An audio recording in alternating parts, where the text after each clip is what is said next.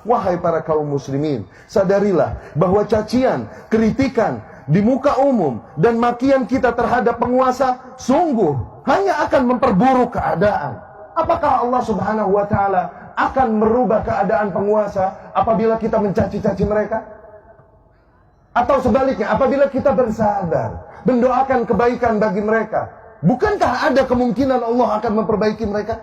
Lalu mengapa kita memilih jalan untuk mencaci makinya? Apabila kita mencaci maki penguasa, apakah pahala yang kita dapatkan atau dosa? Sebaliknya, apabila kita mendoakan kebaikan bagi penguasa, pahala yang kita dapatkan atau dosa? Maka seorang yang berakal sehat tidak akan memilih jalan untuk mencaci maki penguasa yang ada. Apakah seorang mukmin akan mencaci dan memaki apa yang Allah takdirkan atasnya ketika tidak sesuai dengan seleranya? Maka ikhwani rahimakumullah, dengan ini, di hari kemenangan ini, di hari fitrah ini, kami tegaskan bahwa kami ahlu sunnah berlepas diri dari mereka yang turun ke jalan dan mencaci memaki para penguasa dengan menyerukan takbir.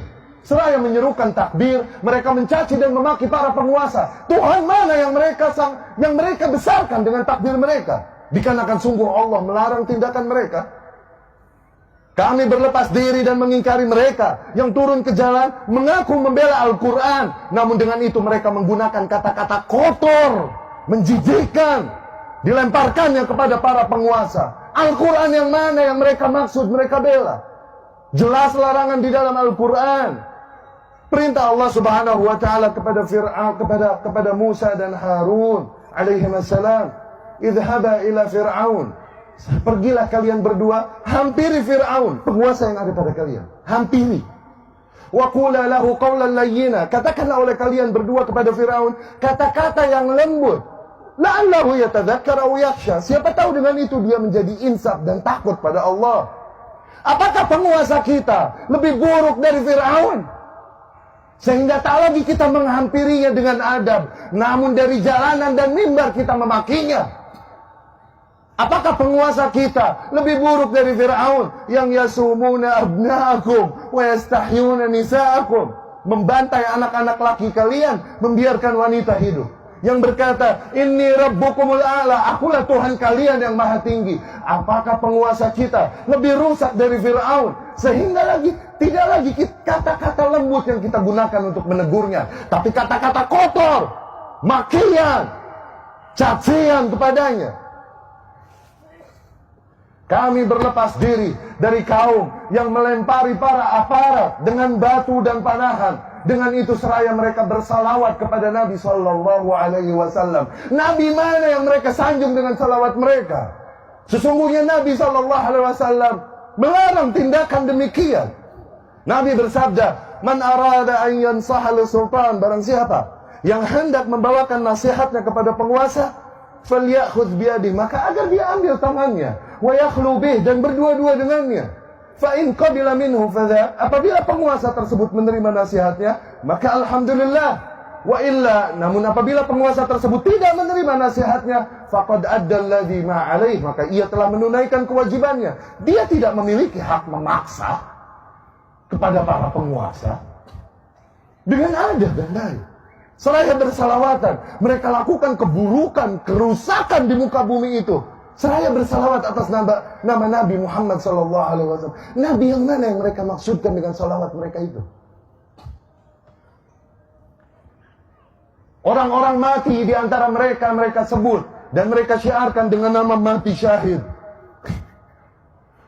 Dikarenakan tindakan yang mereka lakukan katanya adalah jihad fisabilillah. Sungguh para aparat yang berjihad menghalau kalian yang hendak membuat pintu kerusakan dan fitnah pada umat. Aparat yang berjihad, bukan mereka. Adapun yang mati di antara mereka, sebagaimana Rasul katakan, man mata walaysa ala unuqihi bai'ah. Di sabda lain Rasul sallallahu alaihi wasallam bersabda, man kharaja min at-ta'ah, barang siapa yang membangkang kepada penguasa, kalaupun hanya sejengkal, summa mat, kemudian dia mati dalam keadaan itu, mata mitah jahiliyah, dia mati dalam keadaan bangkai jahiliyah. Syahid apa yang mereka maksudkan? Nabi mana yang mereka jadikan tuntunan untuk tindakan mereka? Di mana mereka dari anjuran Allah dan Rasulnya ini sallallahu alaihi wasallam? Ikhwati rahimakumullah, demi Allah banyak nilai yang ingin kami sampaikan. Namun dikarenakan terbatasnya waktu, kondisi, maka kami cukupkan sekian. Terakhir kami pesankan sebuah pertanyaan. Tanyakan ini pada diri kalian masing-masing. Tanyakan ini pada lubuk hati kalian yang paling dalam dan nurani kalian. Apakah kebencianmu, kekecewaanmu kepada para penguasa yang ada padamu adalah alasan yang cukup bagimu untuk merusak keamanan dan menghancurkan persatuan negeri ini?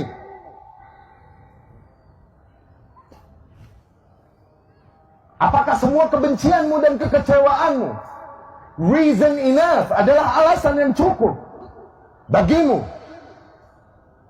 untuk ikut memberikan sumbangsih dalam tindakan-tindakan yang mengacaukan persatuan negara, mengancam keamanan negara, membuka pintu fitnah, penjarahan, dan lain-lain? Demi Allah, mereka yang bergerak dengan nama Islam sama sekali tidak mewakili ajaran Islam yang mulia ini.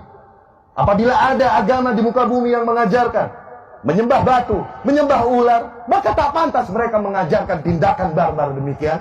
Apalah lagi agama Islam yang mengajarkan untuk mengesahkan Allah Subhanahu wa taala tauhid, mengajarkan kita untuk mengikuti contoh semulia-mulianya Nabi, semulia-mulianya manusia, Nabi Muhammad sallallahu alaihi wasallam.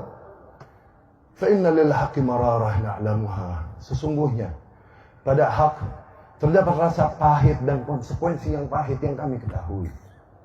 Namun hak tetaplah hak yang harus disampaikan. Sebagaimana Rasul sallallahu alaihi wasallam katakan, "Qulil haqqa walau kan murran." Katakanlah yang hak, kalaupun hal tersebut pahit. Pahit dikarenakan bertentangan dengan selera umumnya manusia. Pahit dikarenakan resiko yang pahit bagi orang-orang yang menyampaikannya. Tapi itu hak yang harus disampaikan. Dengan itu kami memohon pertolongan kepada Allah Subhanahu wa taala untuk menyampaikan kebenaran ini.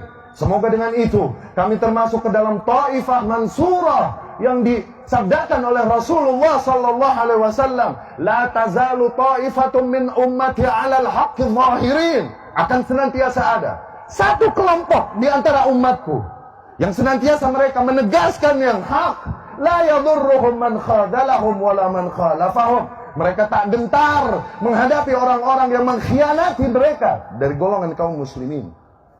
Dan juga tak gentar menghadapi orang-orang yang menentang mereka dari golongan